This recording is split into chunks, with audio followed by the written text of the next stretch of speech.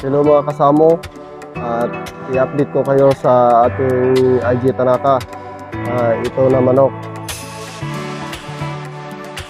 Ito po siya ngayon, noon, at ipapakita ko siya ngayon sa inyo. At ang mga alaga po samo dito, may iba-iba na po tayong mga bloodline. Mayroon po tayong Dumpo, saka IG Italy, at IG Dumpo, saka Tanaka, at saka Tanaka IG. At ang ipapakita ko sa inyo yung IG Tanaka natin, kung gaano na ba siya kalaki at katangkad. At ito na po siya ngayon.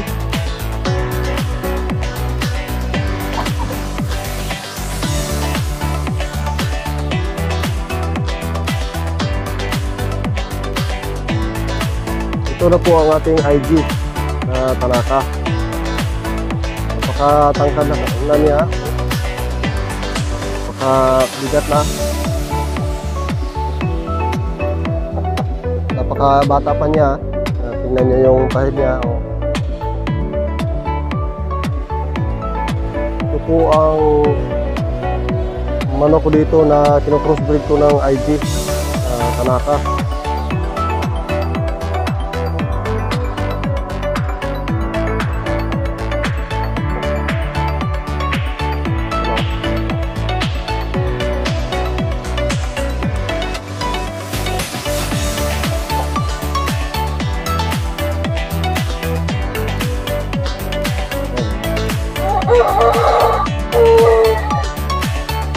Yung ano niya dito, IG.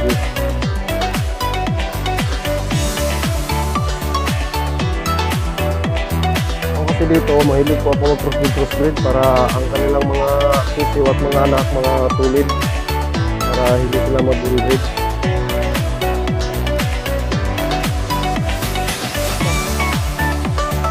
Yung IG Tanaka natin.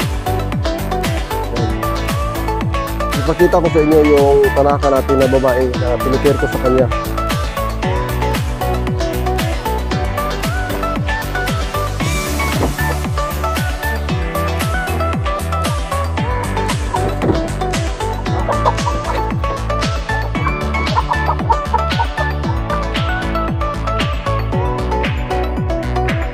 Ito din yung babae Tanaka.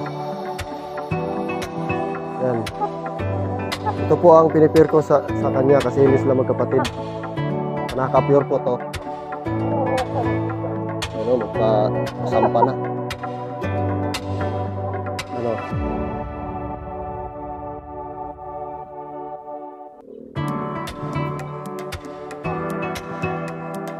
Pure po to na Tanaka.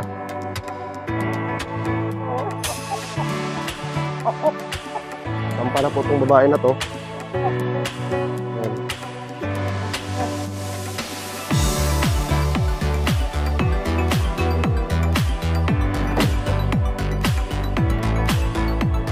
Yan lang po ang update natin sa ating IG Tanaka. At hindi naman siya susot ngayon, malaki naman at matangkad pa. At sa ngayon hindi pa siya po nagsasampa ng babae, medyo bata pa siya at binubuli pa siya ng mga babae ko dito, kaya nilagay ko siya sa kulungan. May kasama na siyang babae, yung Tanaka natin. At soon, at siya ang gagawin nating mga breeder para may lahi naman tayong IG Tanaka bloodline na pinaparami. Saka may mga white din tayo dito, mga white,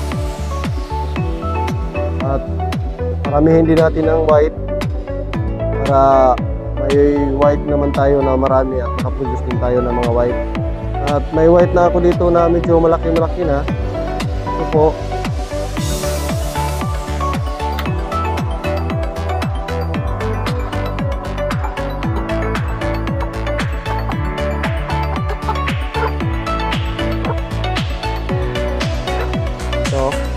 Malaki po to. Ito po yung pinapakita ko sa inyo, yung sisi pa sila. Ayan. Malaki po itong isa na to. May babae naman siya na kapatid, white din. Tingnan nyo, dumpo. Kung papala rin to, may tatlo po tayo mga white dito. Ito. At kita ko sa inyo yung babae.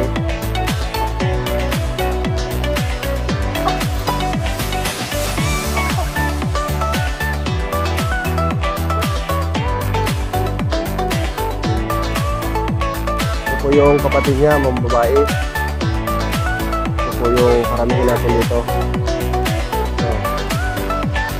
Laki na sila. Hindi pa sila yung una ko video. So, ngayon, malaki na sila. At ito po ang balak natin karamihan dito, white.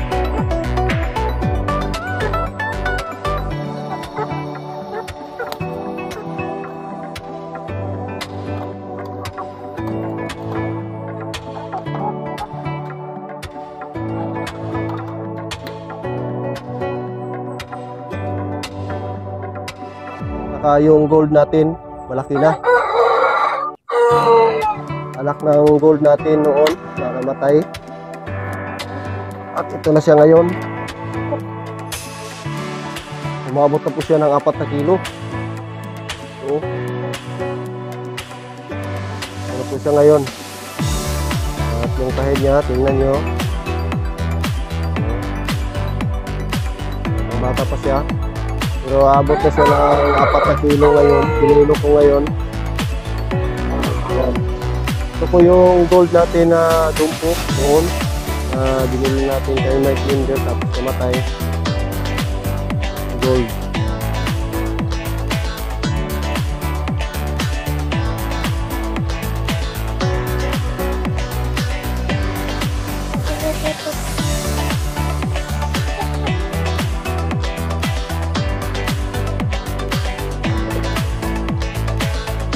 Natin ilagay para maaraw-arawan naman siya.